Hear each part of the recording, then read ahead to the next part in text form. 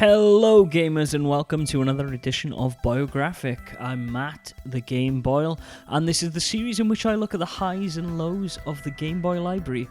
This week it's no exception, it's Trip World. Often regarded as one of the rarest and certainly most desirable titles of the Game Boy library, Trip World is without a shadow of a doubt one of the most impressive games on the system, both for its unparalleled visuals and its impressive score. But the game often comes under fire for being relatively easy on the difficulty scale. Is there any truth in this? Well, let's find out.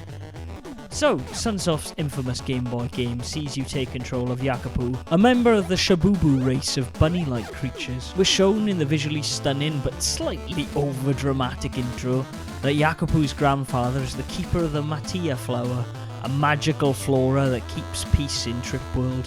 However, a shadowy bunny appears, and one Dragon Ball-like scene later, the flower is gone, and it's up to Yakupo to save it. Commence a light-hearted romp of a platformer that is on par with a series like Kirby's Dream Land in its visual aesthetics, but also on its rather simplistic level design. Like Kirby, Yakupo can shapeshift into several different forms. He can be his regular bunny-like self, a rabbit that flies by flapping his ears and who only falls when he touches walls, or a fish-like creature capable of traversing the waters of Trip World. There are also several power-ups to collect to transform Yakupo into several other forms, such as Tiny Yakupo, Flower Yakupo, who has the ability to stun enemies with a seed, and Tail Yakupo, who has a long-range melee attack.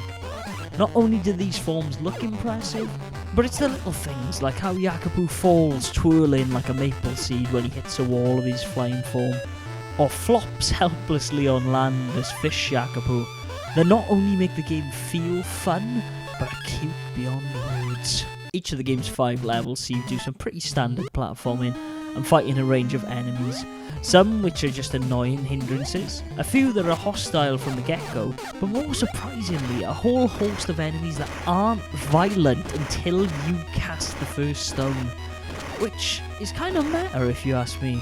This idea that enemies only retaliate to you being a total dick and kicking them. There's surely a lesson in there somewhere. At the end of each of these stages there's a boss fight that ranges from challenging to cakewalk, but all look pretty fantastic.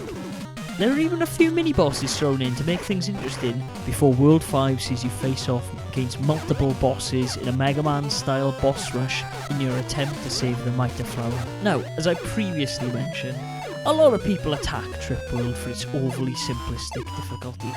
While I would agree that for the most part Trip World is like skipping through a meadow of visual delights, as you see large, unintimidating cat creatures and jump over prickly porcupines.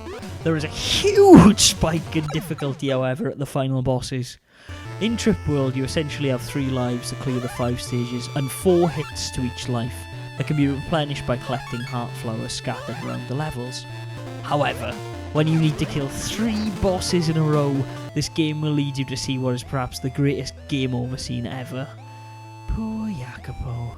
And usually this would cause you to have to play through the first 20 to 30 minutes of the game to fight these end bosses again, and probably die a 2nd, 3rd, 4th, 7th time. However, thank goodness Sunsoft included a level select option in the title screen. So, if you die while playing this game, in the most Mega Man of ways, wait until Yakupo walks off the title screen, then press select and away you go. Back to that there end boss battle. Also available in this menu is a sound test in which you can sample Manani Matsuma's fantastic score. You thought this game sounded like a Mega Man game? Well, that's because it's scored by Mega Man's original composer. Seriously, if nothing at all, just play this game for the music and you will not be disappointed. So, all in all, Trip World is a damned fine addition to any Game Boy library. Not because of its prestigious collector status, but because it is a solid game in its own right, and one that is still vastly ignored outside the hardcore Game Boy market. Fortunately, it saw a release on the Nintendo 3DS eShop where it can be enjoyed by those without the clams that dish out for this classic title. Unfortunately, as the game was never released in North America originally, it's still not available on the US eShop by the time of recording. Sorry folks.